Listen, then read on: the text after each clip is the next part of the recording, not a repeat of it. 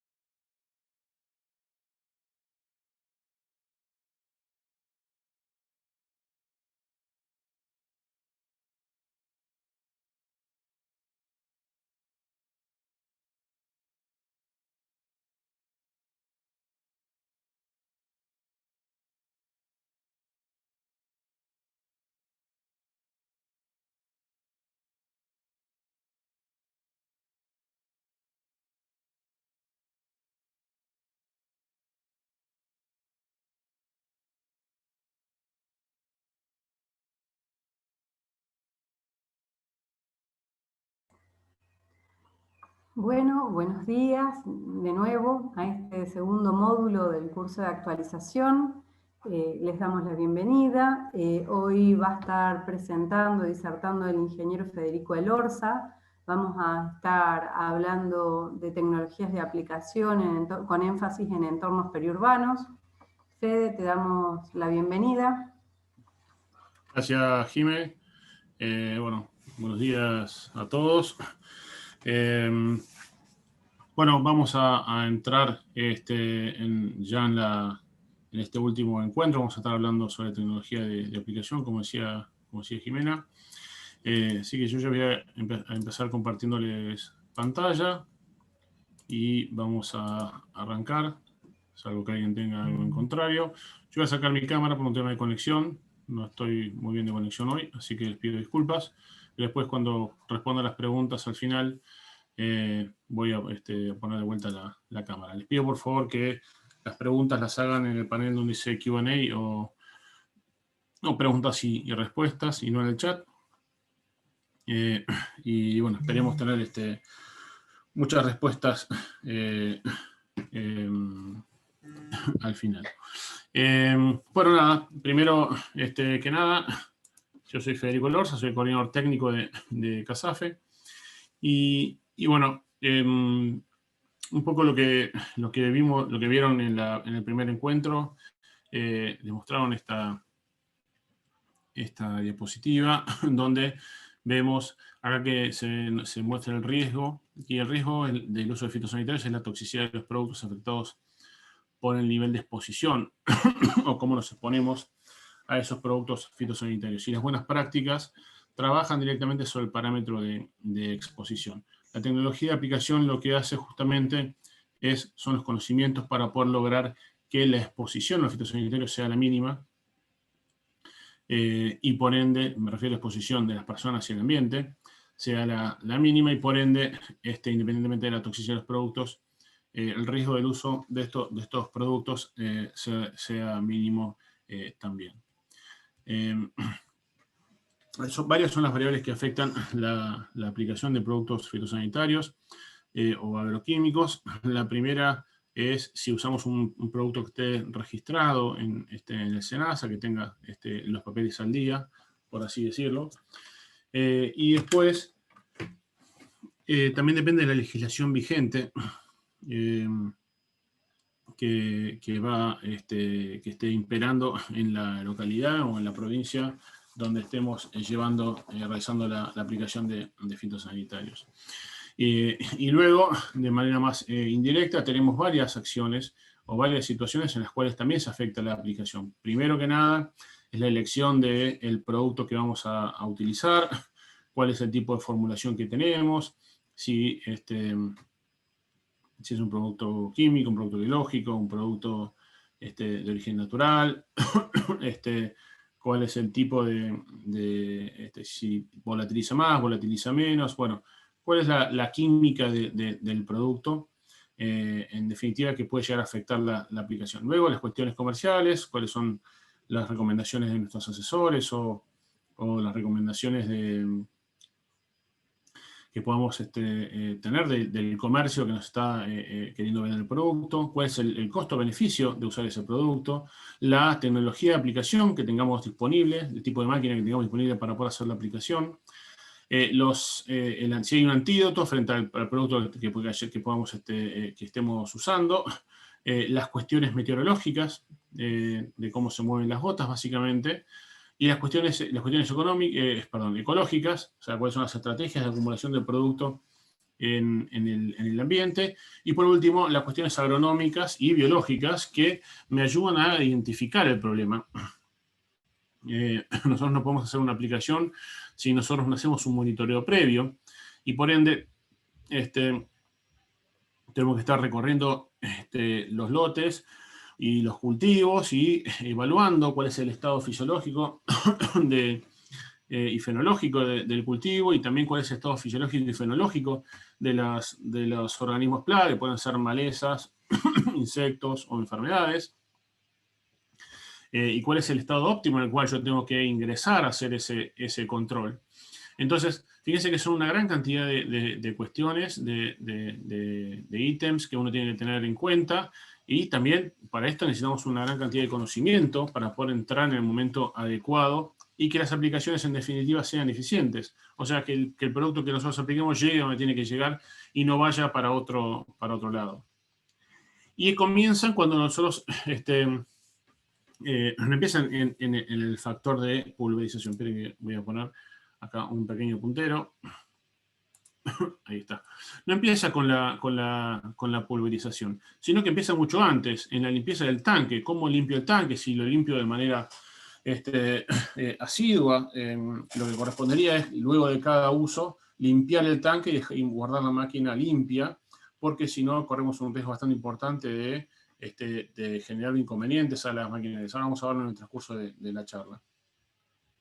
Y también, luego, una vez que tengo una máquina limpia, es cómo realizo la mezcla, cuál es el orden de la mezcla, el orden de los productos en incorporación al tanque. No es lo mismo incorporar todos los productos en cualquier orden, sino que requieren cierto orden. Y si ustedes lo pueden visualizar en la página web de CASAFE, que tiene ahí manual de uso responsable de fitosanitarios. Por ahí, Jimmy, si vos podés compartir ese link, como para y poner el link en el chat, como para que puedan descargarse el manualcito. Un manualcito muy, muy sencillo, y hay un orden de carga. Hay varios órdenes de carga, van a poder verlo en distintos lugares. Lo que nosotros recomendamos por ahí es el más usado.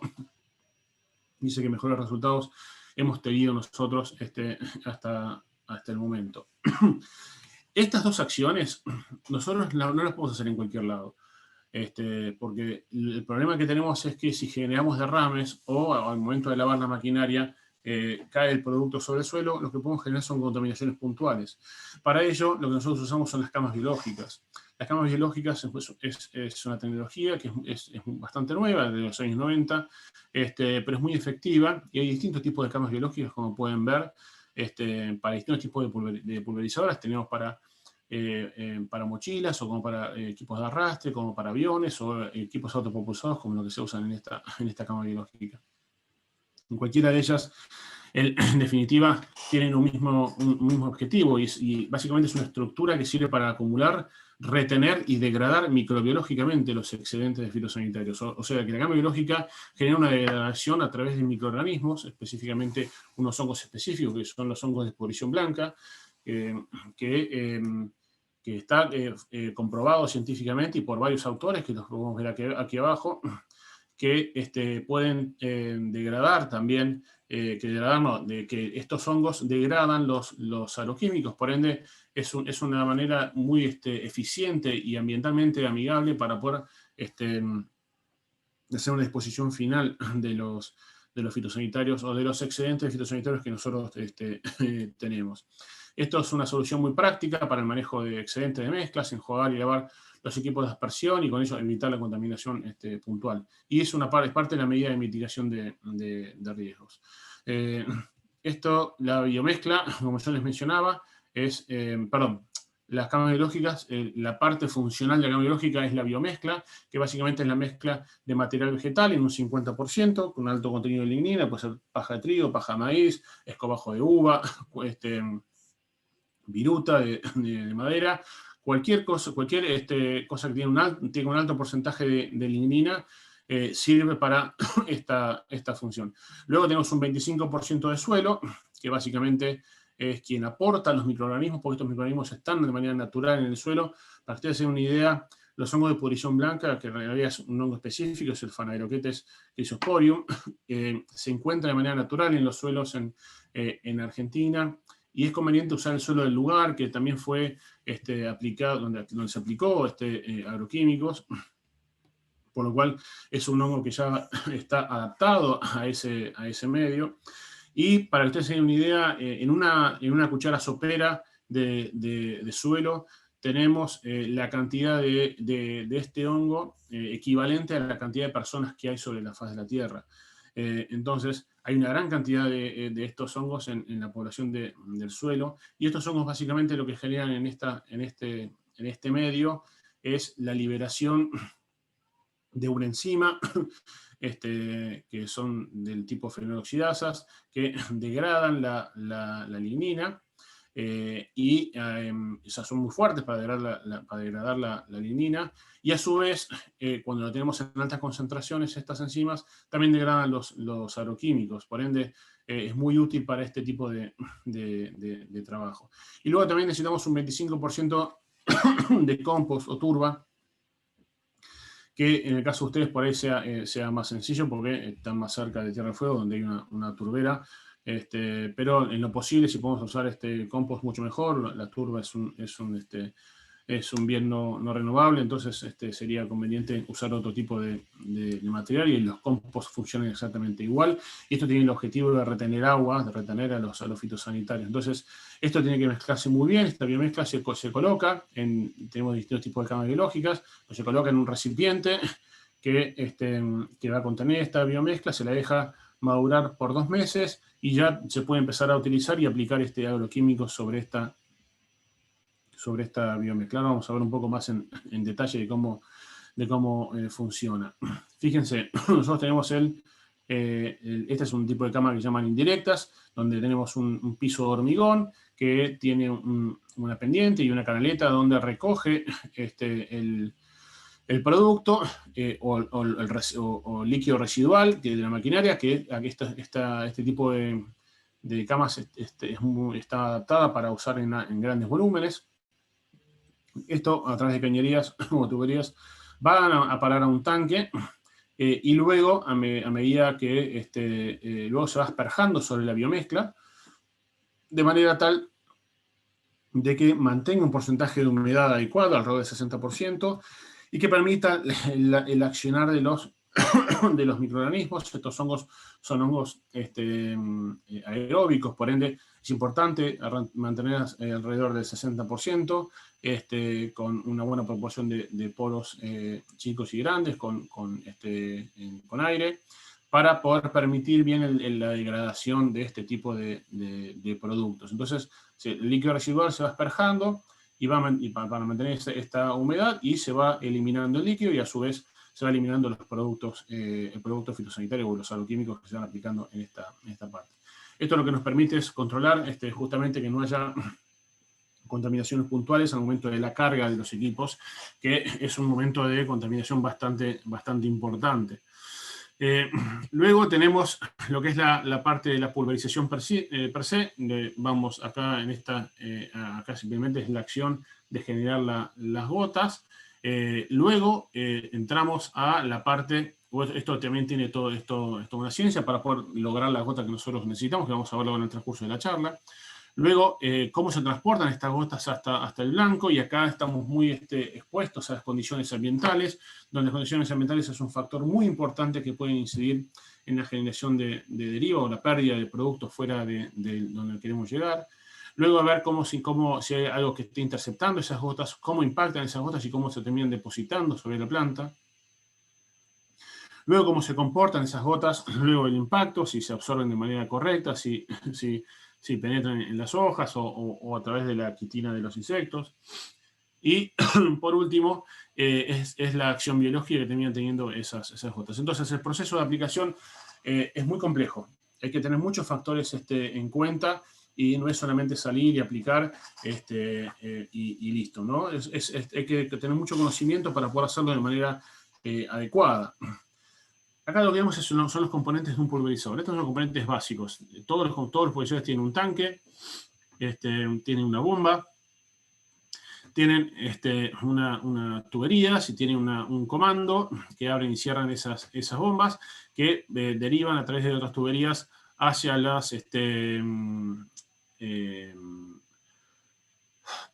hacia los barrales de aplicación que contienen los picos, y ahí sale el producto. En distintas partes tenemos filtros, y esto es un modelo básico de una pulverizadora de todo tipo, tanto mochilas, por ejemplo, acá va el caldo de aplicación, este sería el tanque, acá hay un filtro, luego de esto que tenemos la bomba, la que genera la presión, estas son las tuberías, este es el comando, y esta es el barral que contiene el pico que sirve para dirigir el producto.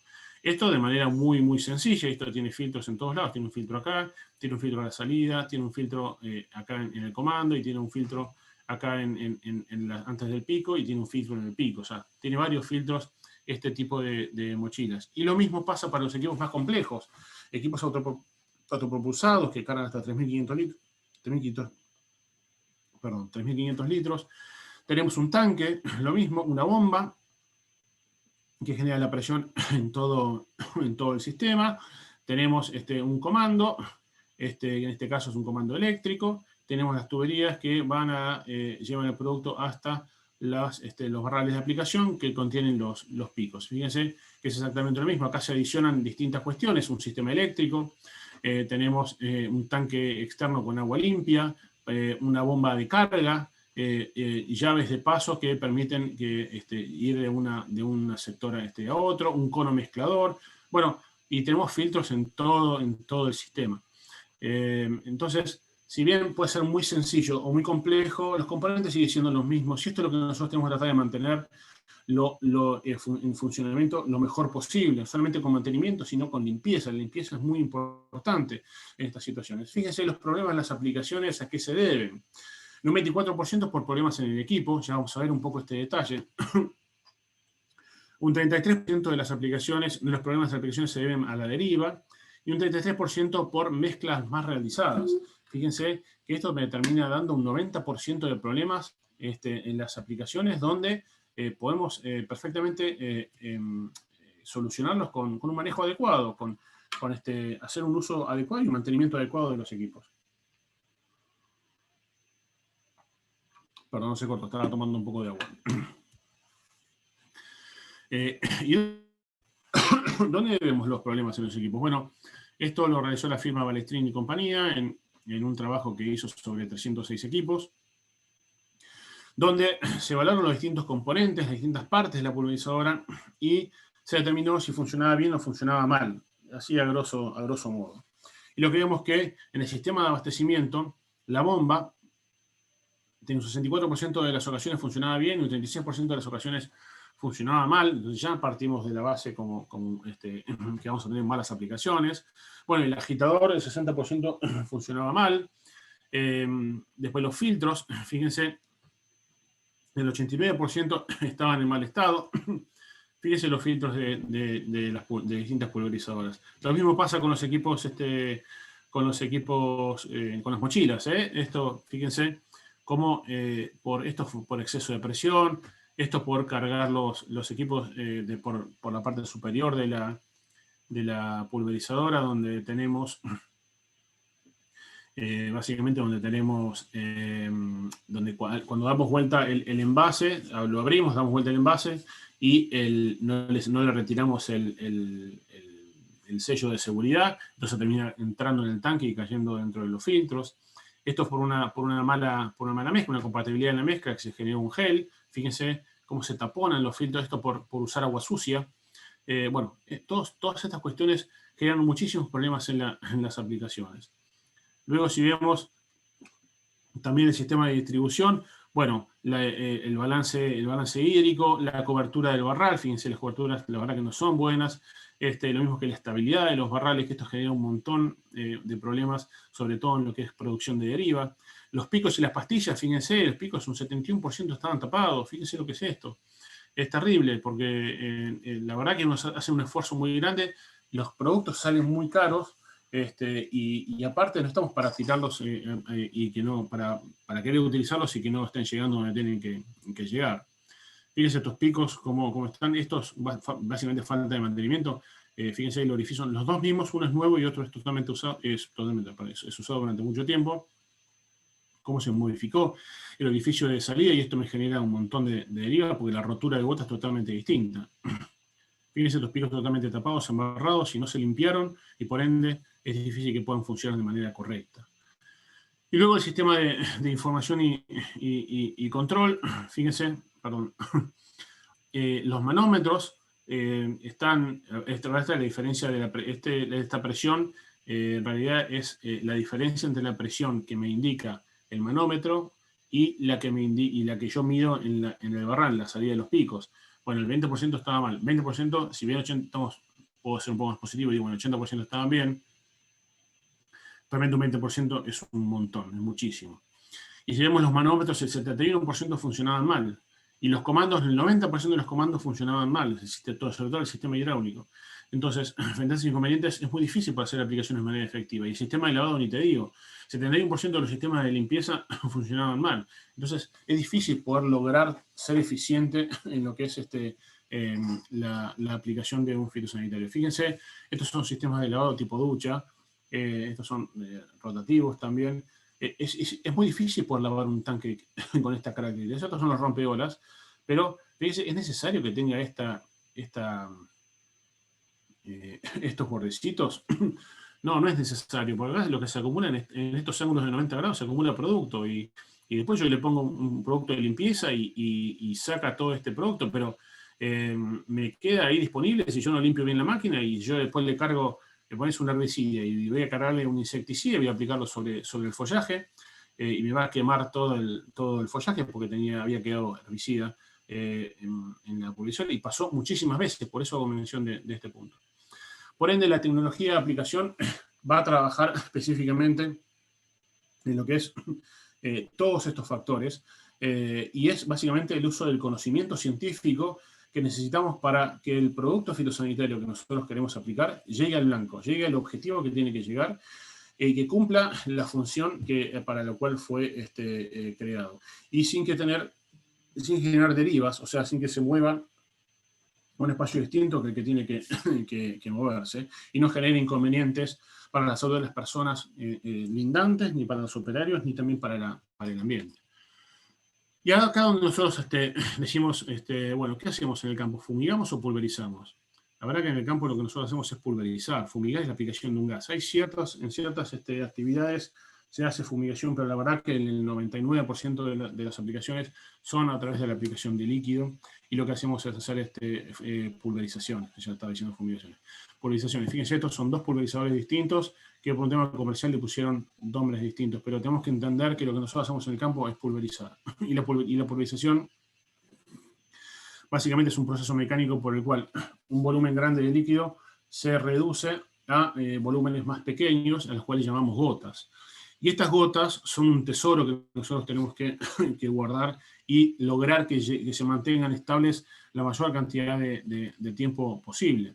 Fíjense, esta es una pulverización que nosotros hacemos cuando estornudamos. Cuando estornudamos, la saliva pasa a través de nuestros dientes y lo que genera es la rotura de ese líquido en gotitas mucho más, en volúmenes más chiquitos, llamadas gotitas, y esta es esta nube que se ve a contraluz. Esto es una pulverización, es la rotura de un líquido en partes más chiquitas. Y las gotas que nosotros generamos en las aplicaciones, en las pulverizaciones, son muy importantes. Hay que cuidarles como si fuesen oro, como les dije anteriormente. Tanto en las pulverizaciones terrestres como en las pulverizaciones aéreas es muy importante conservar el tamaño de las gotas como un factor determinante de lo que es la deposición, la distribución y la eficacia de las pulverizaciones. Para esto tenemos las pastillas de aplicación. ¿Y qué pastilla usamos? Bueno, la verdad que esto es un intríngulis para muchas personas, porque tenés que estar conociendo muy bien lo que es la tecnología de aplicación y qué es lo que querés generar y cómo lo querés generar, porque la cantidad de pastillas que hay en el mercado es infernal y hay de todo tipo y color, literalmente, que me pueden generar un tamaño de gota u otro distinto al cual yo quiero si no conozco cómo funciona cada una de estas herramientas, porque son herramientas que uno tiene que aprovechar y conocer cómo funcionan. Y las pastillas me determinan el caudal, por ende la cantidad de impactos que voy a conseguir.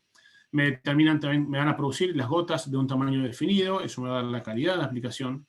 Y me van a distribuir el caldo de una manera específica, y eso me va a indicar cuál es la uniformidad de la aplicación que estoy logrando. Este es un pico. Los picos tienen unos códigos, hay que saber interpretarlos. Arriba generalmente suele estar la marca comercial, en este caso es Tijet, y el tipo de boquilla que es, una XR. Este es un abanico plano de rango extendido. Esto es XR, significa rango extendido.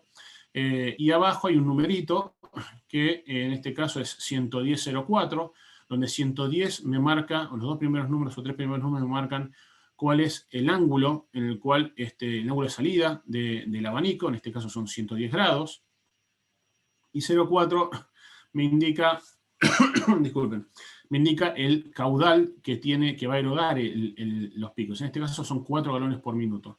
Y es de color rojo no por casualidad, sino porque los picos están diferenciados, los colores me dan una noción o me indican cuál es el caudal del pico. El color rojo me indica que es 0,4. Fijémonos acá, en los naranjas son un galón por minuto. Acá yo hice la transformación en litros por minuto, pero es un galón por minuto. Los verdes son 0,15, los amarillos son 0,2, los lilas son 0,25. Bueno, así puedo ir incrementando los caudales a medida que cambian los colores. Y eso se mantiene fijo y está estableciendo una norma que la norma ISO 10.625. Y por ejemplo, a 3 bares, fíjense, el caudal en litros por minuto expresado acá, a 3 bares, los distintos picos me erogan un caudal distinto, me erogan mucho mayor cantidad de litros por minuto a medida que se incrementa la numeración. Y esto si lo llevamos a distintos tipos de picos, acá siempre digo lo mismo, acá tengo que poner que es un cono hueco, disculpen, no es un abanico plano, es un cono hueco estándar. Hay distintas presiones, y estos son los distintos colores, pues los distintos caudales que me erogan cada uno. Si vos, por ejemplo, si nosotros podemos ver el lila, generalmente los conos huecos, tanto como los conos llenos, tienen ángulos de 80 grados. Hay pocos que son de 110, pero generalmente son de 80 grados. En este caso, si yo uso un pico lila, que me está erogando 25 galones por minuto, me va a generar un tamaño de gota específico. Acá lo que vemos es un tamaño de gota que es color rojo, que se llama TF, que es gota muy fina, y el color naranja, que es F, que es gota fina. Y si yo cambio la presión, fíjense que para un mismo pico puede variar el tamaño de la gota. A 5 bares voy a estar generando una gota fina, a 7 bares lo mismo en la pastilla lila, y a 10 bares me voy a ir a una gota muy fina. A medida que aumenta la presión se disminuye el tamaño de las gotas porque sale con mucha más fuerza. Vamos a ver esto en un abanico plano. Un abanico plano, por ejemplo, un abanico plano de color amarillo que eroga 2 galones por minuto. Tenemos 2 ángulos distintos, 80 y 110, pero van a erogar lo mismo. Acá me indica distintas presiones y cuál es el tamaño de gota de esas distintas presiones. Fíjense, en este caso si yo tomo 3 bares también, puedo decir que me va a generar gota media con un abanico de 110, y que me indica cuál es la cantidad, el caudal, 0,79, y me va a indicar a distintas velocidades cuál es el volumen por hectárea que estoy aplicando. Estos son catálogos que vienen con las pastillas. Si ustedes compran una pastilla de una marca específica, por ejemplo Tiger, o Albus o cualquier otra marca, están estos catálogos y que indican toda esa información, que esto sirve muchísimo. ¿Por qué? Porque yo tengo que, recuérdense, yo necesito cuidar el tamaño de la gota, entonces necesito saber dónde empezar. Yo quiero generar una gota de tamaño medio. ¿Y cómo genero una gota de tamaño medio? Bueno, un abanico plano me genera una gota, perdón, vamos a volver atrás. Un cono hueco me genera una gota de tamaño medio y no, es muy difícil generar esto con las presiones en las cuales están aprobados estos picos, que varían entre 5 y 20 bares. Acá solamente vamos a generar gotas muy finas a gotas finas, entonces tengo que buscar, bueno, necesito generar una gota media, en realidad generar una gota grande, con una gota grande, con un abanico plano, y sí, podría generarlo con una presión de 2 bares, donde C, y con un ángulo de 80, donde C significa gota gruesa, pero la verdad que es muy difícil poder trabajar en estas condiciones, con tan baja presión, porque en definitiva generamos gota grande, pero no se genera bien el abanico. Entonces, vamos a otro tipo de pastilla que yo a medida que cambio las pastillas me aumenta el tamaño de las gotas que generan estas pastillas. Fíjense acá, unas boquillas de aire inducido, un tipo de pastilla distinta, que después les voy a explicar más en detalle. Esto está muy chiquito, pero fíjense, acá aire inducido 110, ángulo 110, 0,2, vamos a 3 bares, como estábamos viendo hasta ahora. Vamos a entrar en esta línea, vamos a hacer un poquito de zoom en esta línea. A 3 bares, fíjense que genero gota extra grande, XC, pues extra coarse en inglés, es extra grande. Me está tirando también 0,79, que es los litros por minuto. Son 790 centímetros cúbicos por minuto, y la cantidad de litros por hectárea. Entonces, yo puedo jugar con esto y digo, bueno, acá tengo que generar gota grande, entonces acá yo me quedo tranquilo porque con un aire inducido a 3 bares estoy generando gota grande. Hay otras particularidades de estas pastillas por las cuales son muy recomendadas para poder usar, que vamos a verlo un poquito más adelante, pero sepamos que los picos y las denominaciones de los picos me indican también el tipo de gota que me van a generar. Y es donde yo tengo que empezar, siempre. Cada vez que hacemos una aplicación pensemos en el tamaño de gota que tenemos que generar y de ahí vayamos para atrás, para poder evaluar cómo hacer la configuración del equipo para producir esa gota. Y vamos a ver por qué también, porque yo necesito generar muchas veces gota grande, básicamente porque no tengo ¿cómo se llama? Porque justamente una gota grande no me genera deriva. Ahora vamos a ver también ese detalle. Acá lo que tenemos, les pido disculpas, pero me está llegando un mensaje de una tal Carola Dasovich, que no está pudiendo entrar al curso. A ver si pueden ver de qué manera podemos hacer para que ella pueda ingresar. Disculpen que esta interrupción, pero Jime o quien esté del colegio, a ver si pueden ver de hacer para que esta persona pueda entrar. Ahora Sí, Fede, ahora lo vemos con Francisco. Dale, muchas gracias. Disculpen la interrupción. Bueno, las gotas están clasificadas por una norma, que es la norma ASAE S572, que ahora está cambiando a fin de año, pero básicamente me genera me dice cuál es el rango del tamaño de las gotas, que las gotas se miden en micrones, y el tipo de gota que es, y veíamos anteriormente, yo les había mostrado, ¿se acuerdan? En los colores, bueno, los colores me indican el color del tamaño de gota, que no tiene que ver con el color de las pastillas, pero por ejemplo, muy fina, acuérdense que era rojo, las finas eran naranjas, las medianas eran amarillas, las grandes azules, las muy grandes verdes, y las extra grandes son blancos. Esto es muy importante para poder conocer también con qué tamaño de gota tengo que trabajar para asegurarme que la gota llegue donde tiene que llegar. Y acá lo que vamos a decir es que siempre trabajaremos con gotas arriba de 200 micrones. No sirve de nada trabajar con gotas finas o muy finas, porque arriba del 56% de las gotas que estamos produciendo no llegan a destino. Se pierden por deriva o se pierden por evaporación. Sobre todo en zonas con mucho viento. No podemos pensar en trabajar con gotas de tan bajo micronaje, sino tenemos que estar buscando gotas siempre mucho más altas. Y con gotas más grandes también podemos ser muy eficientes. Hay muchas pruebas y muchos ensayos realizados con esto. Se puede ser eficiente también con tamaños de gotas grandes, a pesar de las creencias o los mitos populares, desde mi punto de vista, de que eso no sucede de esa manera. Allí se ven las gotas este es un abanico distinto, son dos abanicos planos, donde estamos generando gotas muy grandes en la imagen de la izquierda, y el abanico de la derecha genera gotas muy finas. Fíjense cómo se ven a contraluz. Generalmente, cuanto más grande es la gota, el abanico se ve menos, porque refleja la luz de una manera distinta. Y también se ven en la pastilla, en las tarjetas hidrosensibles, cómo se ven las gotas. Y el tamaño de gota tenemos de dos tipos. Tenemos gotas grandes y gotas chicas, donde las gotas grandes tienen una alta velocidad de caída, un corto tiempo de caída también, tienen mucha menos evaporación y se depositan generalmente en las hojas superficiales. Mientras que las gotas chicas se depositan por impacto turbulento, sobre todo en hojas superficiales y en el mes de las hojas, lo cual es muy bueno en muchas ocasiones.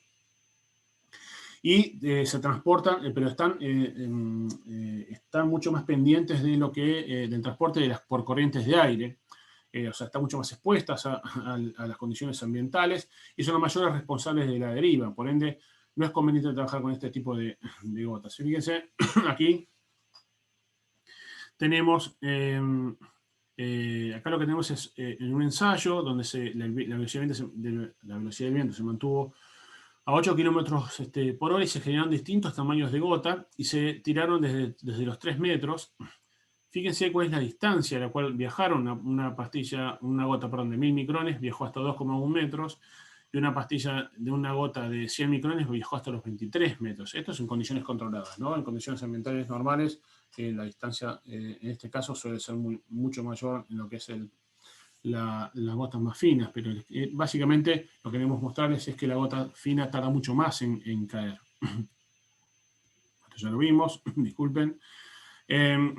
Lo que nosotros vemos, por ejemplo, en aplicaciones de frutales, es que cuando aplicamos fitosanitarios sobre la vegetación, es conveniente usar pulverizadoras hidroneumáticas, donde el flujo de aire provoca el transporte de las gotas hasta la copa de los árboles y facilita mucho la penetración. En este caso, es conveniente trabajar con gotas medianas a gruesas, y en este caso específico, acá tenemos distintos tipos de máquinas. Ustedes van a saber conocer mucho más que yo en este sentido, pero ustedes saben que las máquinas que tengan deflectores es mucho más eficiente la aplicación, y las que no tienen deflectores tenemos una pérdida muy fuerte por deriva. Y cuando aplicamos herbicidas, esto es básicamente para insecticidas y fungicidas, cuando aplicamos sobre todo herbicidas, utilizar pulverizadoras hidráulicas que dirijan el líquido hacia el suelo. Y justamente lo que nosotros tenemos que evitar con esto es la deriva, y la deriva no es otra cosa que el desplazamiento de una dispersión fuera de un blanco determinado, por transporte de masas de aire o por falta de adherencia, según la definición de la Asociación Americana de Ingenieros, que en realidad, en definitiva, es lograr que la gota no vuele para otro lado, con lo cual no tiene que volar y que caiga donde tiene que caer. Fíjense, estas dos aplicaciones son bastante complejas, donde la pérdida de gotas es muy fuerte. Los mayores aportantes de la deriva son el aplicador, el mayor porcentaje, fíjense, cerca de un 40% es la responsabilidad y el conocimiento que tiene el aplicador. Las pastillas, estamos en un 25 a un 30%, es bastante elevado también. Y las causas físicas, o sea, las condiciones ambientales también están muy cerca de 25%. En esto podemos decir que hasta el 90% de la deriva está aportada por cuestiones que podemos manejar muy sencillo, de manera capacitando el aplicador, utilizando las pastillas adecuadas y aplicando en condiciones ambientales también adecuadas. Fíjense en esta aplicación, lo que nosotros hicimos acá es colocar distintos tipos de picos en el transcurso del barral. Hacia la punta, en estos 5 picos, tenemos pastillas de aire inducido. En la sección intermedia tenemos pastillas de abanico plano, que generan gotas intermedias, el aire inducido genera gotas grandes a muy grandes. Y hacia el centro de la máquina estamos generando gotas finas a muy finas, porque tenemos unos conos huecos. Y fíjense cómo se eleva en esta sección el producto, donde es como yo le decía, arriba de casi 60% de las gotas que se generan van a perderse por deriva. ¿Y qué pasa acá? Bueno, este día específicamente teníamos mucho viento, entonces va a ir volando y va a poder, y depende de qué estemos aplicando, si estamos aplicando herbicida, se va a quemar las hojas de los árboles, o si hay personas trabajando en este galpón, también se pueden ver afectadas por la deriva. Fíjense acá en una aplicación también en una máquina sin deflectores, como tenemos 3 secciones, una sección que se pierde todo por deriva porque va hacia arriba, la otra va a depositarse en la vegetación, que es la parte que nosotros necesitamos, y después hay una pérdida que cae al suelo, que justamente tenemos que evitar lograrlo. Y esto se logra, como yo les mencionaba, colocando deflectores en los equipos hidroneumáticos. Bueno, es lo mismo. Acá lo que vemos es otro tipo de aplicación. En este caso es una aplicación aérea con un tipo de picos. Como ven, estos picos son de tipo espejo o CP. Fíjense, este es un video cómo va a aplicar. El avión va a trabajar, en este caso específico, va a trabajar con deriva. Los aviones trabajan con deriva, se llama deriva controlada. Fíjense, acá hay un camino, si lo pueden ver en esta sección. Y fíjense ahora cuando levante el avión, cómo la cortina se va moviendo y va a caer sobre el camino. ¿Qué es lo que estaba buscando el aeroaplicador en este caso? ¿Ven cómo ocupó todo el camino? Bueno, esto se llama deriva controlada. Esto se puede hacer cuando se trabaja en condiciones adecuadas, con aviones que aplican arriba de 25 litros por hectárea y con una configuración específica que vamos a ver un poquito más adelante del avión para lograr justamente esta situación. Fíjense dónde están ubicados los picos de salida, ¿no? Están ubicados a una cierta diferencia de altura respecto a este bordecito que se llama borde de fuga. Y el viento que pasa por arriba, al pasar más rápido, hace que estas gotas vayan directamente hacia abajo. Acá tenemos otro tipo de configuración, fíjense en esta situación. Tenemos los picos, este es el barral está bien ubicado, pero el problema es que tiene picos de bajada que ubican la aplicación. Los picos son los mismos, son tipo CP, pero los ubican por debajo, y esta situación lo que generó y lo que produce es que las gotas se están rompiendo mucho más, porque como estamos fuera de lo que es el borde de fuga, hay mucha más rotura de gota por turbulencia, y en estas situaciones se pierden muchas gotas. Fíjense en esta situación cómo va a aplicar el aire. Fíjense la cortina que está realizando, está aplicando muy pocos litros también, y son gotas muy finas y vuelan también volándose todas, y la cantidad de gotas que llegan a destino son muy bajas. Entonces estas son situaciones en las cuales no tienen que suceder. Lo mismo pasa para cualquier tipo de aplicación. La altura de vuelo y también la altura de aplicación de los barrales, estamos hablando de pulsadoras hidráulicas, influyen de manera muy importante. A medida que aumenta la altura del botalón, también aumenta la deriva, y si aumentamos la velocidad del viento, también aumenta la deriva, y si las gotas son más chicas o más grandes, también hay marcada diferencia de deriva. Fíjense que el óptimo lo estamos logrando a 50 centímetros del suelo, con velocidad de viento de 5 km por hora, y con gotas arriba de 150 micrones, le estamos generando solamente una deriva de menos de 1 litro por hectárea, o sea que es ínfimo y es nada. Por ende, hay que tener, perdón, 1 litro no, le dije cualquier cosa. Esto es 1 metro de distancia de deriva. Disculpen el error. Pero es importante tener presente estas cuestiones porque nos permiten y nos ayudan mucho a reducir la deriva. Vamos a entrar un poco también en las condiciones ambientales. Voy a tomar un poquito de agua.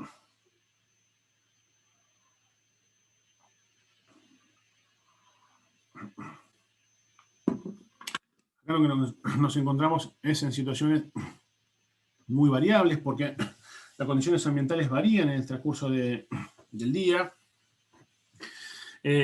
A las primeras horas de la mañana, tipo 7 de la mañana, las condiciones ambientales son de muy baja temperatura, la menor.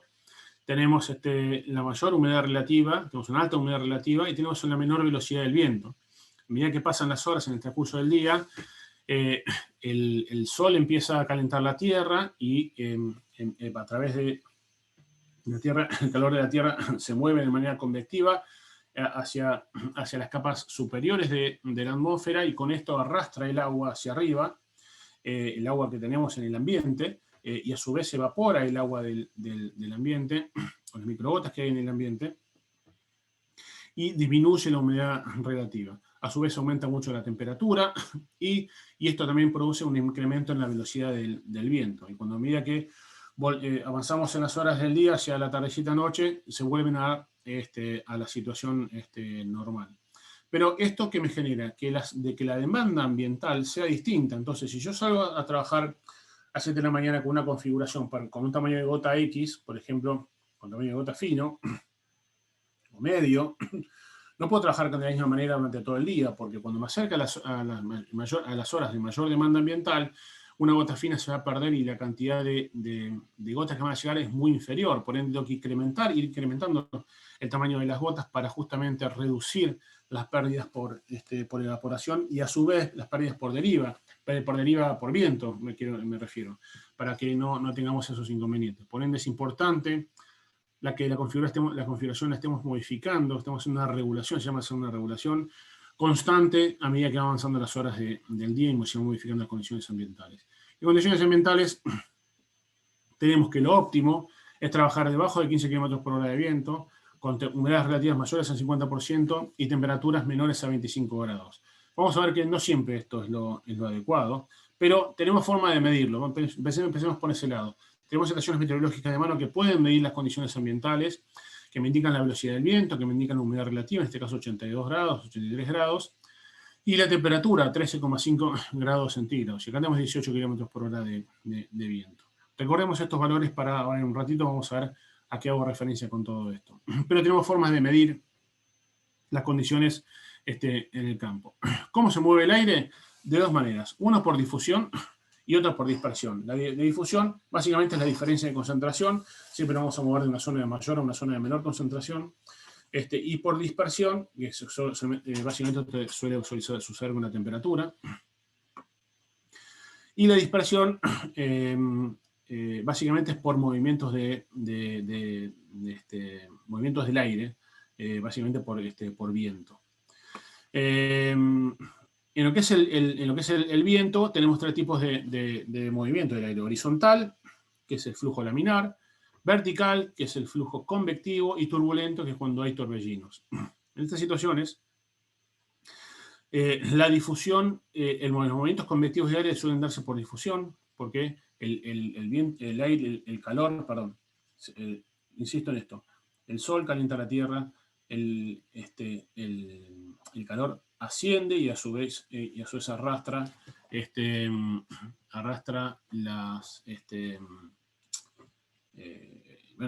aumenta la temperatura. Al aumentar la temperatura de las capas inferiores, las capas superiores están más frías, entonces se mueve de manera vertical y se mueve también el aire hacia las capas superiores y puede generar situaciones de movimiento vertical bastante importantes. Y las situaciones de dispersión generalmente son de flujo laminar o de flujo turbulento. Fíjense, acá tenemos el flujo laminar, que en las capas superiores siempre es de flujo laminar, y a medida que descendemos en temperatura, en altura, tenemos que el flujo es laminar y o turbulento, porque si se choca el viento se choca con una superficie rugosa, montes, colinas, montañas, cortinas de árboles, se genera este flujo turbulento. Y en lo que es este movimiento convectivo, bueno, yo ya se los conté, la Tierra se calienta y el aire se mueve de manera ascendente, y esto puede afectar mucho la caída, en definitiva, de las gotas que estamos produciendo. En cuanto a la humedad relativa, bueno, es un componente muy importante que me va a indicar la evaporación de las gotas. Básicamente la humedad relativa es la cantidad de agua que hay en un kilo de aire. Por ejemplo, una humedad relativa del 60% significa que hay 600 gramos de agua por kilo de aire, y al disminuir esta humedad también aumenta la demanda ambiental para que haya más humedad en el ambiente. ¿Y de dónde van a salir esa humedad? De las gotas que estemos produciendo. Entonces, si las gotas son muy chiquitas, las vamos a perder enseguida. Por ende, si tenemos una humedad relativa muy baja, tenemos que generar gotas muy grandes para que no se pierda la gota y pueda caer de manera lo más rápido posible. Estas son las variaciones de temperatura con la altura, ya lo estuvimos viendo y analizando un poco. Y quería llegar acá, en que yo les mostré, le dije, bueno, la temperatura la temperatura para hacer una aplicación correcta tiene que estar debajo de los 25 grados y la humedad arriba del 50%. Bueno, no, como yo le decía, no siempre es así, y en ciertos lugares, en ciertas zonas agroecológicas en las cuales eso se cumple en momentos del día que son muy pequeños, el espacio en el cual me permite salir a aplicar es muy pequeño. Por ende, yo tengo una salida que es consultar siempre lo que llaman las tablas psicrométricas. No sé si ustedes las conocen. Es una tabla, básicamente, que de doble entrada, que por un lado está introducimos la temperatura del bulbo seco, del termómetro del bulbo seco, y por arriba está el delta T, que es la variación de la temperatura del bulbo seco con la variación de temperatura del bulbo húmedo. Esto generalmente es difícil de poder tener porque no todo el mundo tiene un termómetro de bulbo húmedo. Lo normal y también las estaciones meteorológicas tienen el termómetro de bulbo seco, entonces lo más fácil es poder conocer la humedad relativa. Y en definitiva, determinar cuál es el delta T. El delta T me da a mí una idea de cuál es la capacidad del ambiente de absorber agua. O sea, yo a medida que aumento los valores de delta T, la capacidad de absorción de agua por parte del ambiente es mayor. Por ende, generalmente es mucho más demandante el ambiente en esas situaciones. Lo óptimo para poder trabajar es siempre estar entre 2 y 8. Yo trataría siempre de buscar valores entre 4 y 6. Pero esto es a nivel personal. Pero si nosotros, acuérdense, decíamos que teníamos 13 grados y que teníamos un 83% de humedad, estamos en situaciones donde el delta T me termina cayendo en alrededor de 1,5. Es menor a 2. O sea, no es una condición apta para aplicar. ¿Por qué? Porque estamos en situaciones de rocío. Entonces, el rocío, esto suele suceder bien temprano en la mañana, el rocío, ustedes saben que se deposita sobre la superficie de las hojas o de los insectos y suelen diluir en la concentración de los caldos, y a su vez, a medida cuando se impacta una gota, cae y se cae por escurrimiento. Ahora, si estamos, por ejemplo, con temperaturas de 20 grados y humedades relativas bajas, estamos aproximadamente en humedad relativa del 25%, que hay muchas zonas en las cuales sucede esto. Tenemos un problema porque estamos en delta T de 9 y acá no son situaciones para aplicar, porque cada gota que nosotros apliquemos va a desaparecer por evaporación. Entonces, esto nos permite poder trabajar en un rango mucho más amplio. Fíjense, acá el ingeniero Massaro y el ingeniero Carrancio crearon estas curvas donde me indican dónde es conveniente poder trabajar. En la zona verde siempre es piola poder trabajar, piola no. Conviene conviene aplicar. Nosotros tenemos una humedad relativa del 40% y tenemos una temperatura de 10 grados, fíjense que estamos en una buena zona para poder aplicar. Estamos con un delta T de aproximadamente, estamos cercanos a 6. Fíjese, 6 porque acá está la curva del delta T de 6. Entonces, frente a esa situación yo puedo hacer aplicaciones. Ahora, si estamos en 40% de humedad y estamos en temperaturas de 35 40 grados, bueno, no son condiciones para poder hacer aplicaciones bajo ningún concepto. Y pues si estoy a 25 grados, a 40% de humedad, fíjese, también son condiciones en las cuales no es recomendable poder hacer una aplicación. Entonces esto es importante poder tenerlo a mano, porque hay ciertas zonas donde esto nos va a permitir agrandar la cantidad de tiempo disponible para poder hacer una aplicación. Pero esto hay que estar chequeándolo todo el tiempo. Otro parámetro que tenemos que tener en cuenta es el parámetro de inversión térmica, que es que esto es de seguridad cuando no tenemos viento. Esta es una situación normal donde el aire caliente va hacia las capas superiores y a medida que aumentamos en altura, el aire se va enfriando. Ahora, una situación de inversión térmica es cuando una capa de aire caliente queda atrapada entre dos capas de aire frío.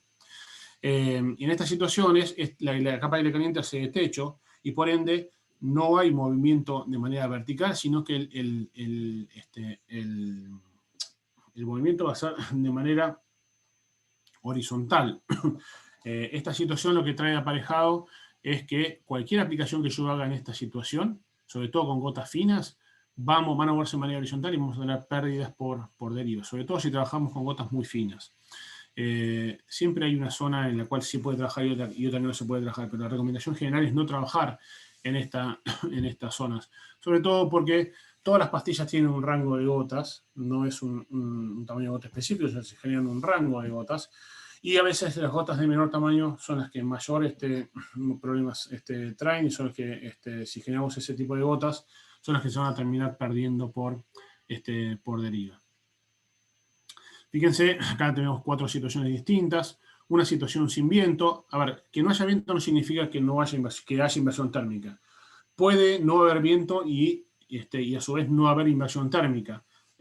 A medida que incremente la velocidad de viento, ya a partir de los 3 km por hora, ya las situaciones de inversión térmica no se pueden dar, porque ya las capas de aire se mezclan con esa velocidad de viento. Pero, por ejemplo, si no tenemos viento y ponemos una columna de humo, si hacemos humo, vamos a ver si se mueve de manera vertical. Bueno, no vamos a tener inconveniente para poder hacer las aplicaciones. Ahora, con una situación de inversión térmica, fíjense que la columna de viento va hacia arriba y después se choca con la capa de aire caliente y se puede mover de manera horizontal. Acá son situaciones en las cuales no tenemos que aplicar. Luego tenemos situaciones de viento moderado, como en la situación C, y la situación D con viento intenso, que son también situaciones en las cuales no tenemos que hacer aplicaciones. Acá vemos todo esto que dijimos en un cuadro resumido que hizo el ingeniero Massaro, donde tenemos una baja condición de viento, o sea, no tenemos viento, estamos entre 0 y 2 km por hora, donde el humo se mueve de manera vertical, como yo les mostré, pero acá tenemos una deriva de vapor muy importante y las gotas finas flotan en el aire y expuestas a corrientes convectivas de aire. Entonces son situaciones donde nosotros no tenemos que hacer aplicaciones. Con situaciones de flujo turbulento, donde la dirección del viento es impredecible, hay mucha mezcla de las capas y no son situaciones para poder hacer aplicaciones.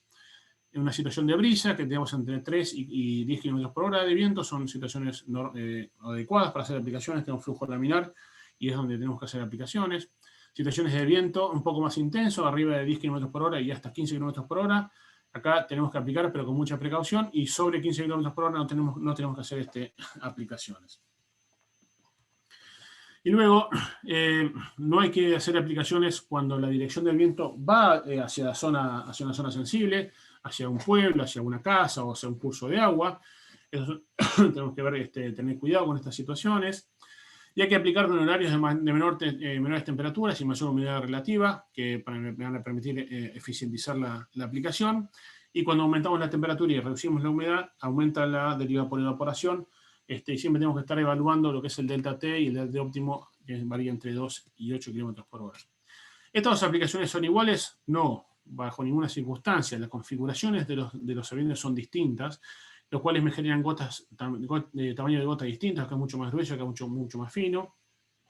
Y a su vez me generan esto que se llama vórtice, que son situaciones en las cuales no tenemos que caer, ni generar, no se debe generar, porque las gotas que suben no vuelven a bajar. Y es algo que tenemos que nosotros tratar de evitar. Acá fíjense, el vórtice que se genera es infernal.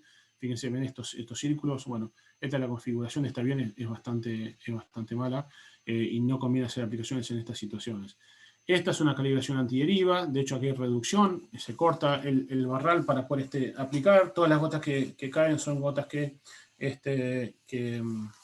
van al piso. Vieron el video que yo les mostré, el primero, yo les dije que generan deriva controlada. Este es el tipo de aplicación que nosotros veíamos, así se ve el avión desde atrás, para poder lograr una aplicación eficiente.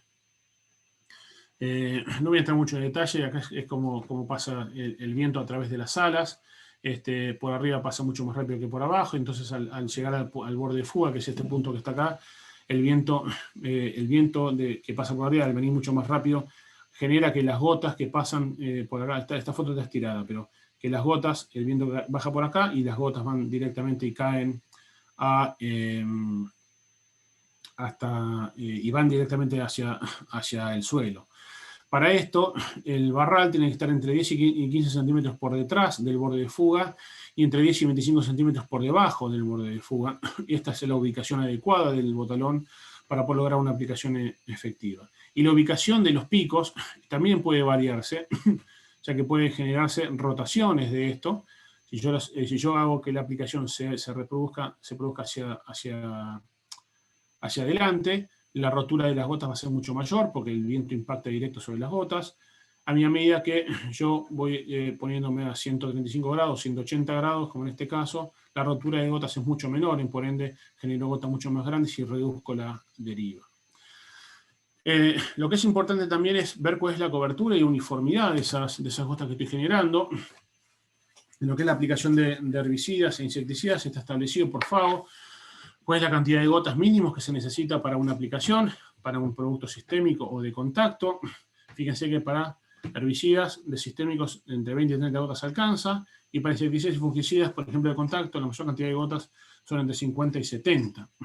Esto se puede medir a través de las tarjetas hidrosensibles, con lupas manuales o con lupas electrónicas, si esto es en el escritorio, y si tiene el campo, hay aplicaciones que me permiten poder hacer evaluaciones en el momento. No son tan eficientes, de hecho, es difícil que puedan diferenciar el tamaño, las gotas superpuestas, como en este caso. Fíjense que acá hay 2 gotas, pero el software lo cuenta como una. Esto se ve muy bien en una lupa electrónica sobre todo, pero el software los software o los teléfonos no llegan a diferenciar a ese nivel. Pero para una idea de trabajo en el campo, cuando yo estoy regulando la máquina, es suficiente y es válido para poder usarlo. Así se ve una tarjeta, producto de una aplicación. Esta sí, como se ve, un cono hueco, un aire inducido y un abanico plano. Fíjense el tamaño de gota que generan, es mucho menor en cono hueco, intermedio en abanico plano y muy superior en lo que es una aplicación con un aire inducido. Bueno, esto lo voy a pasar. Básicamente, acá lo que quiero mostrar es que en un cono hueco, las gotas que se producen tienen muy poca inercia, y en un mico de aire inducido tienen mucha inercia. Entonces, las gotas grandes llegan hasta abajo y las gotas, la fuerza de las gotas llegan de manera adecuada hasta el suelo. Y acá, en cambio, con un cono hueco se pierden muy rápido, entonces salen con mucha fuerza, pero después quedan volando acá y entonces no terminan llegando al suelo y pueden volarse por el viento. Cuando yo agrego un coadyuvante o un antiderivante, lo que genera justamente se incrementa esa inercia, pero fíjense la diferencia que tenemos también entre un aire inducido y un cono hueco. Esta es una pastilla de aire inducido.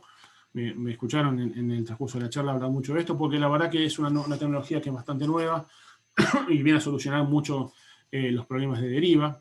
Estos son los llamados picos antideriva. Básicamente esta es la entrada del líquido y esta es la salida. Tiene una cámara previa y unos orificios en los cuales el paso a una alta velocidad y después a la apertura del orificio, lo que genera es un vacío, y ese vacío hace que el aire entre por esos orificios por succión, y esto lo que produce es que las gotas en la cámara, el líquido en la cámara, se inyecte aire dentro de burbujas de aire dentro de ese líquido, de manera tal de que estas gotas, fíjense, aquí se ven las gotas, las burbujas de aire dentro de las gotas, y cuando impactan sobre la hoja, estallan esas burbujas y logran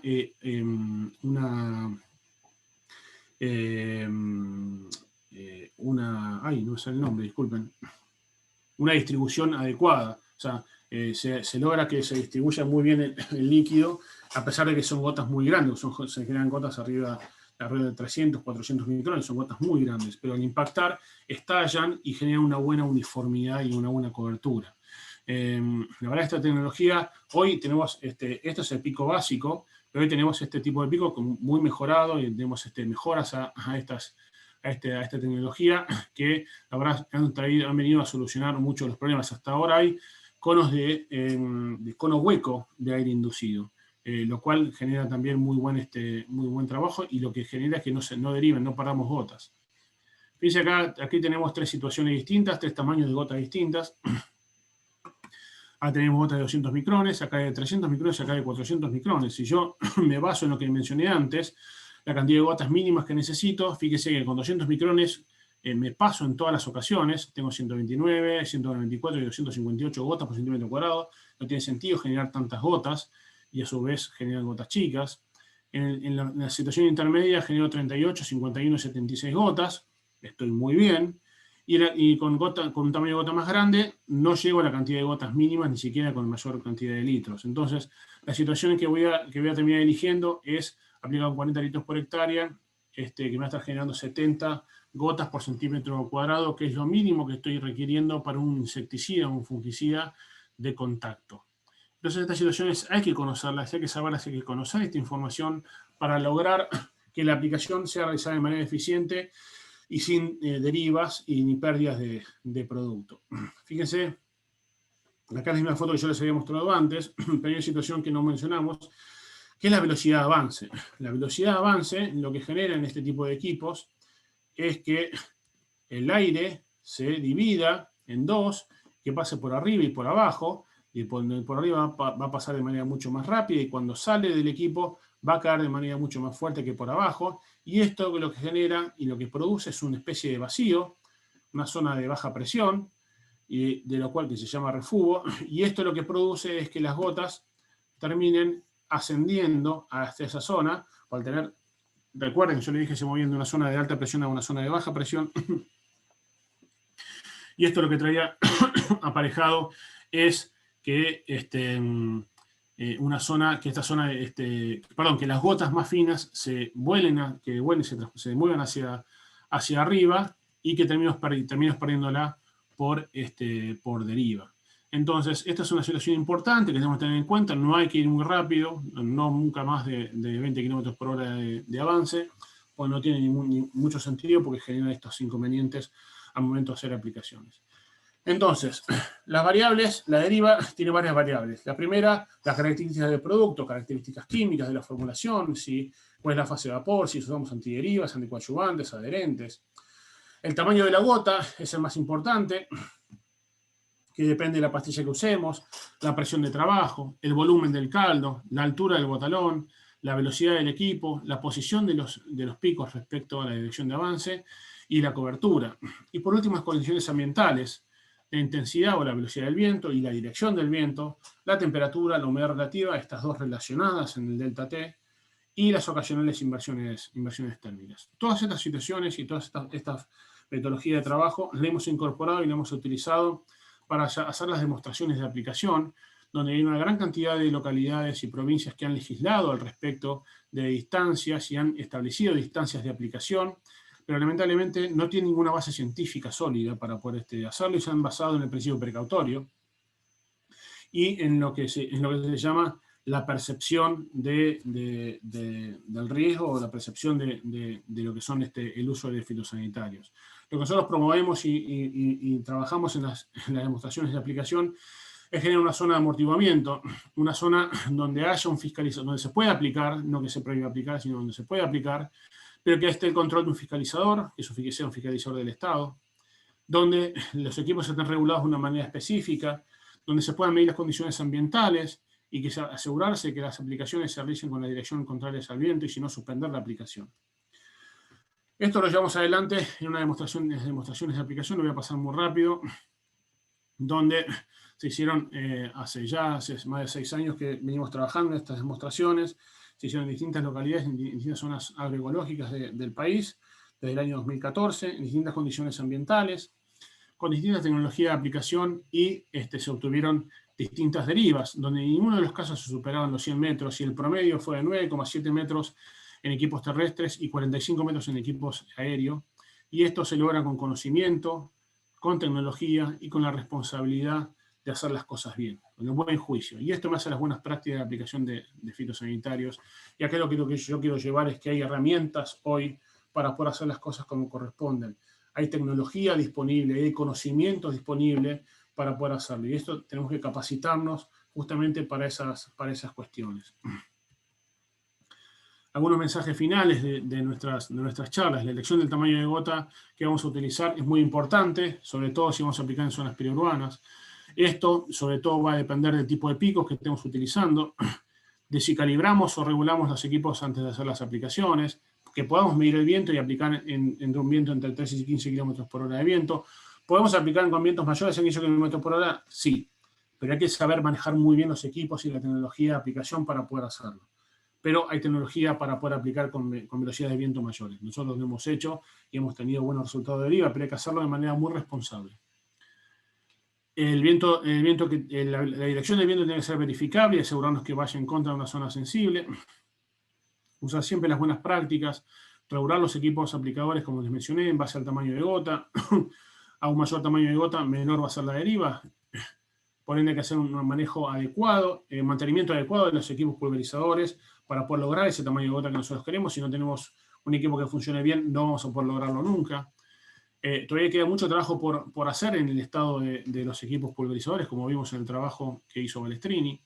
Hay que calibrar periódicamente los equipos, por lo menos 2 veces por año, y regular los equipos todo el tiempo y la configuración para poder lograr que el tamaño de gota se mantenga bastante constante, y hay que cuidar este tamaño de gota para poder lograr hacer aplicaciones. Y el objetivo, en definitiva, de las buenas prácticas, como les mencionamos, es trabajar sobre el nivel de exposición para minimizarlo y, por ende, reducir el riesgo en el uso de los fitosanitarios independientemente de la toxicidad de los productos.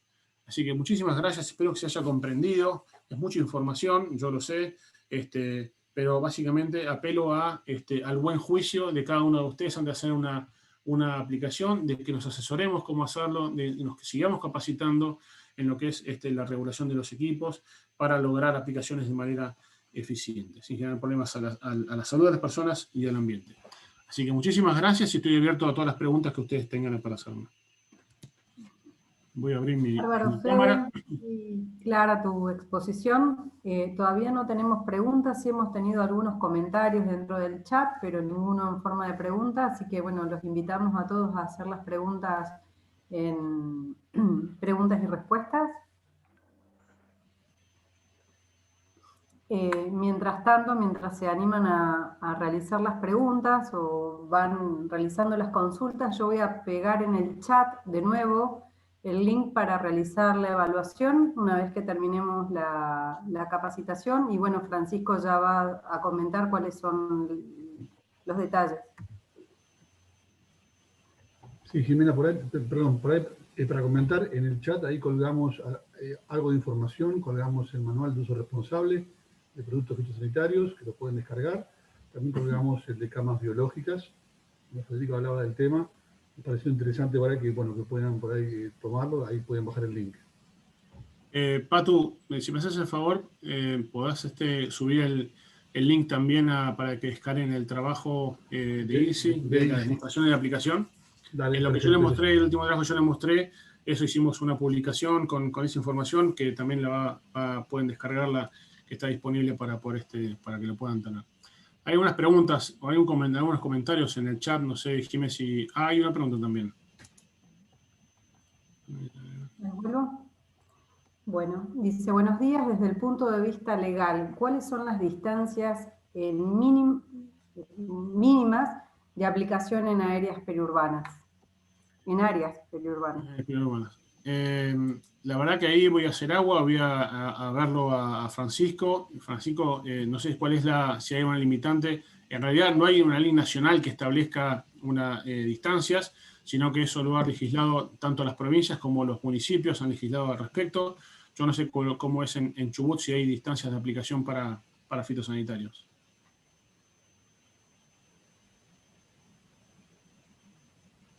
Se le cortó a Francisco, justo.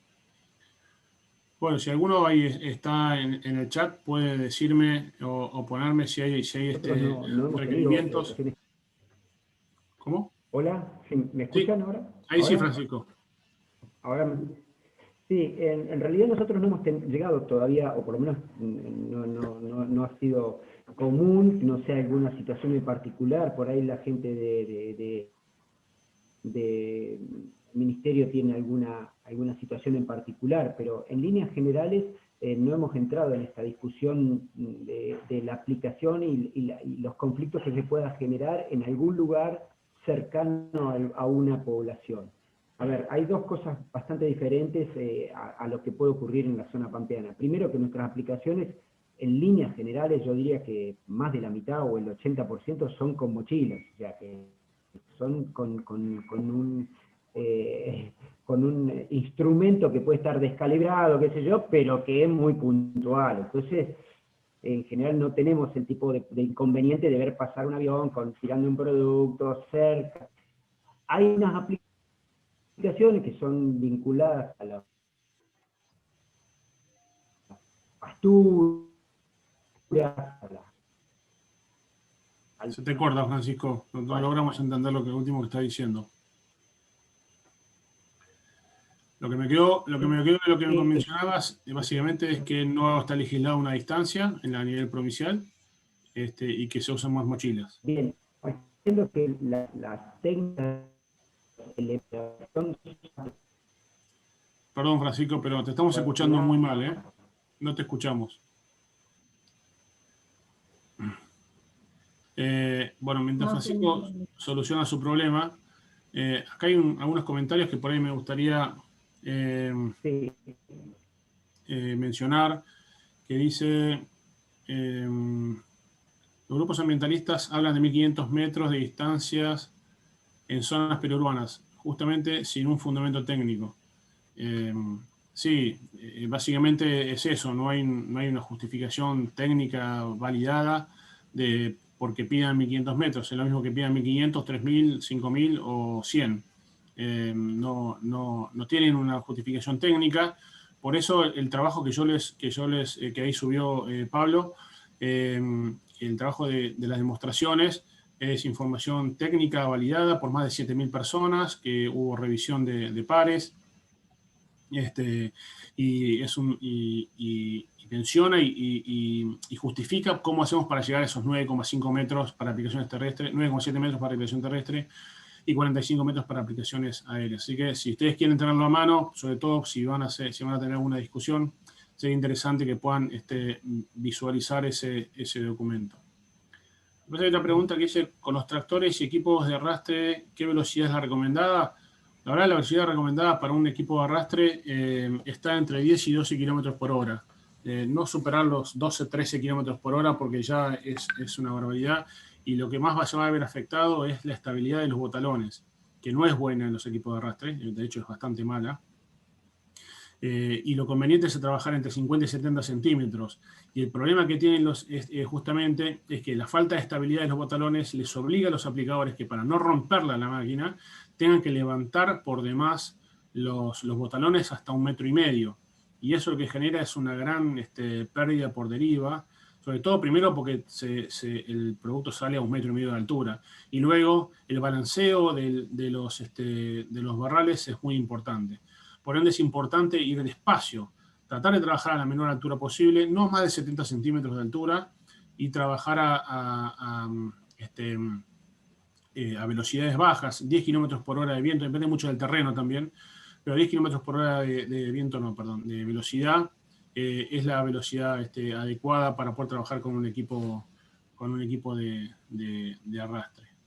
Federico, ahí Sí. Bueno, a tu pregunta con respecto a legislación en la provincia, ahí Diana Camiña pone en el chat de la Dirección de Sanidad Vegetal del Ministerio de Agricultura de la provincia, que por ahí es lo que Francisco estaba queriendo comentar, es que no existe legislación para zona buffer en la provincia.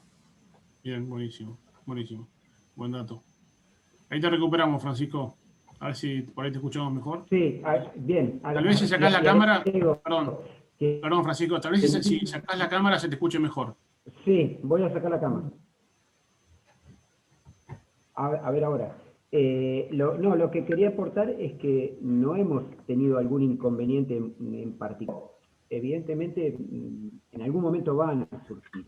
Básicamente, la zona del valle inferior del río Chubut tiene gran parte de su área rural con horticultura fundamentalmente y producción de forrajes bastante ligada o cercana a poblaciones, ¿sí? a lugares, a escuelas. Entonces, en algún momento la situación se va a generar. Está bien, las maquinarias o los elementos de aplicación son distintos. Por lo general, yo decía hoy, el 70-80% pasa por equipos de mano, seamos chicos, horticultores que usan turbinas, ¿sí?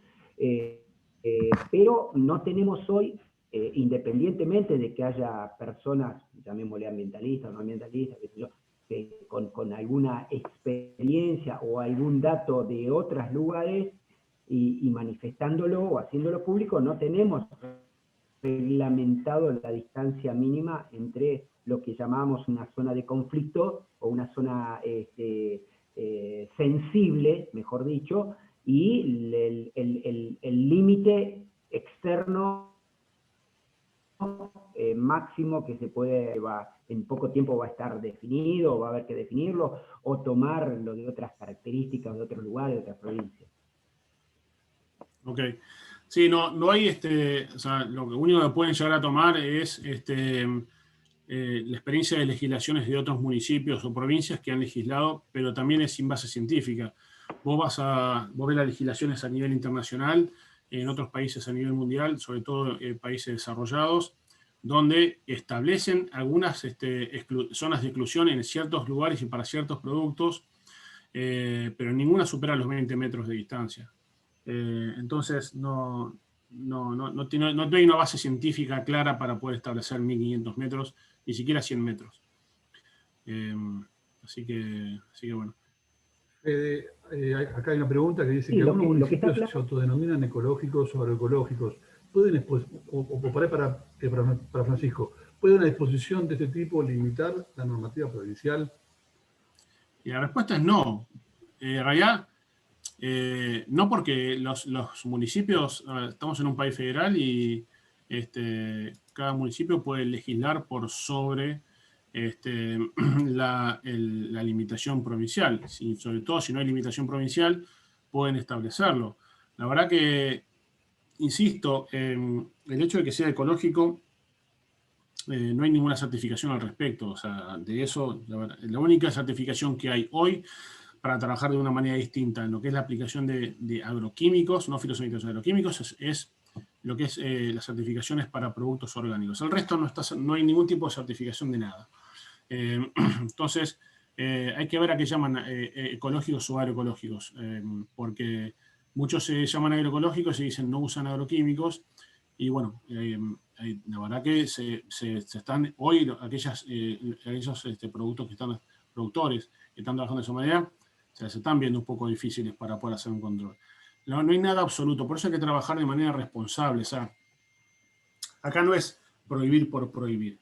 Acá hay que trabajar de manera responsable cuando vas a hacer una aplicación, ver si es necesario hacer la aplicación. Y si hay un producto que sea pues, por ejemplo, productos biológicos o productos naturales que sean mejores que los productos no naturales, que los productos químicos para usar y son efectivos, adelante, usémoslos. Pero acá lo que hay que buscar es la convivencia de todas las tecnologías que tengamos disponibles para poder trabajar, porque lo que no hay que limitar justamente es la tecnología para poder trabajar, pero sí hay que usarlas de manera responsable, y es a donde nosotros estamos apuntando, que se usen bien las cosas, no que no se usen o que se usen sin importar nada, sino que hay que usarlas de manera responsable.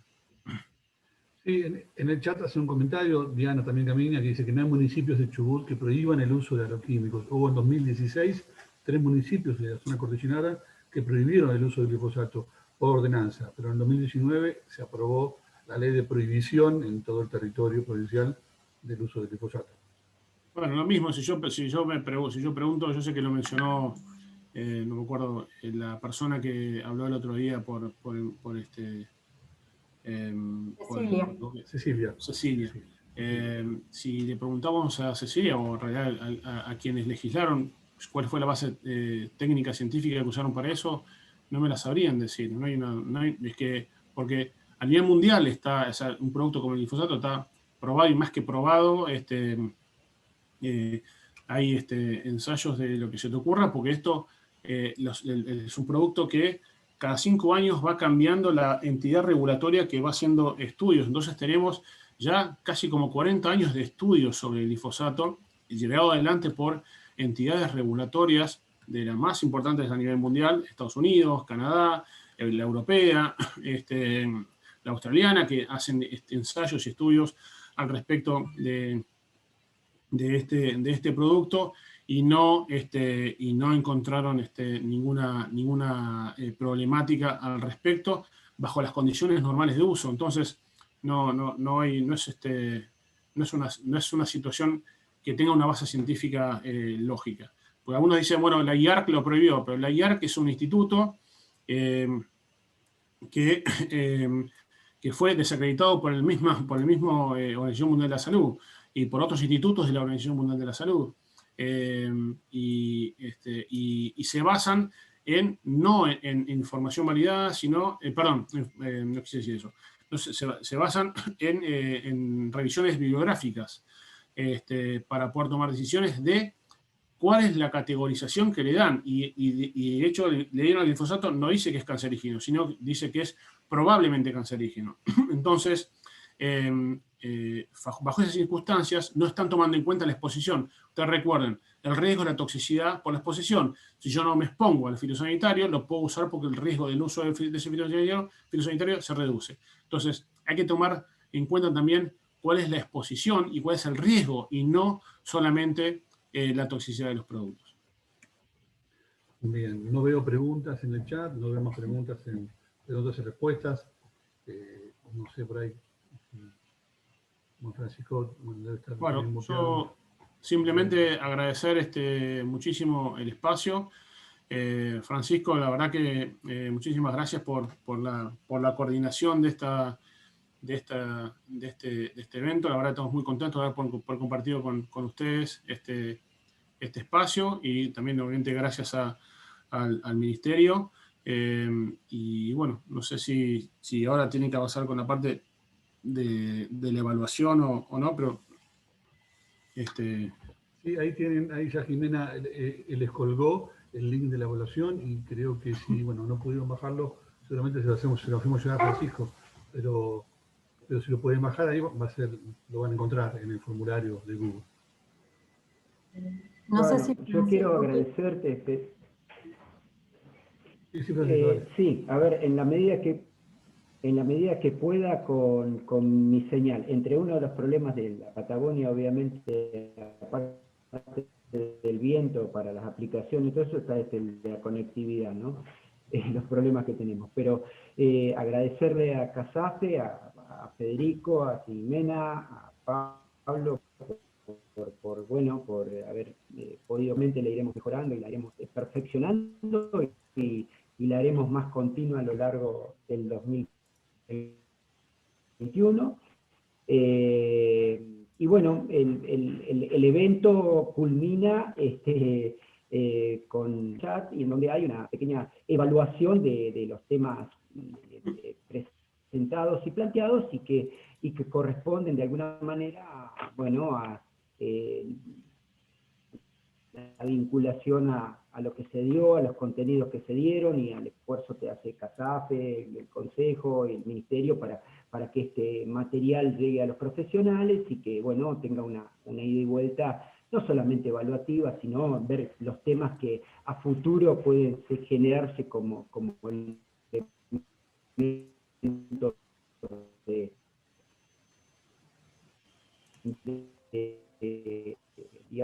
debate. Este último que estábamos viendo, el de las limitaciones, los productos, todo ese tipo de cosas, presentaciones más comerciables para nuestros productores, ese tipo de cosas que nos puedan generar nuevos sustratos de esa vinculación.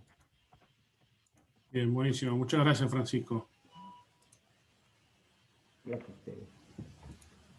Bueno, no viendo nada más, Federico, damos un cierre y no sé, Jimena, vos querías decir algo y parece que se cortó. También estás con poca señal, estamos de punta a punta de la Argentina, con poca señal.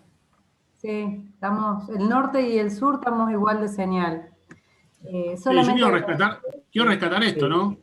Quiero rescatar esto, que la verdad que en situaciones normales esto es imposible, que por ahí Jimena fue por ahí más el contacto con Francisco, Jimena está en Jujuy, Francisco está en Chubut y hemos podido organizar esto desde distintas partes. Esto creo que es lo bueno que nos trae esta nueva forma de trabajo.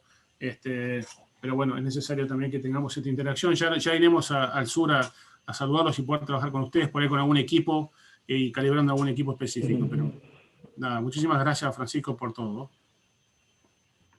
Ojalá sí, pronto. No, gracias a ustedes. Creo que quería plantear el tiempo que tenemos para que tienen los que accedieron a los links para entregarlos, que sería hasta mañana, digamos. Mañana a la tarde. Habría que ver, ahí dice Bueno, Jorge que no puede abrir el link del cuestionario. Habría que... Yo voy a compartir con Francisco nuevamente por el WhatsApp el cuestionario, el link del cuestionario, y también a Rosana, así ella también se los puede hacer llegar a los colegas. Sí, perfecto, va a ser lo mejor. Bueno, gracias. Muchísimas gracias a todos y ya vamos cerrando. Hasta luego, gracias. Gracias. Saludos a todos, gracias.